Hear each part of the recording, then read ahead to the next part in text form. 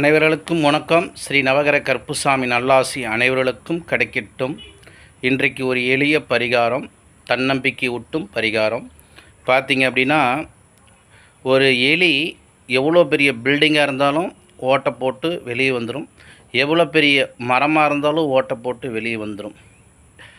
அதுவே எலி கூண்டுக்குள்ளே போய் மாட்டிக்கிச்சு அப்படின்னா அதால் தப்பிக்க முடியாமல் சிரமப்படும். ஆனால் ஒரு 5 நிமிஷம் நிதானமாக யோசிச்சு அப்படின்னா அந்த மரப்பலவையும் ஓட்டை போட்டு அந்த எலியால் தன்னம்பிக்கையோடு வெளியே வர முடியும்.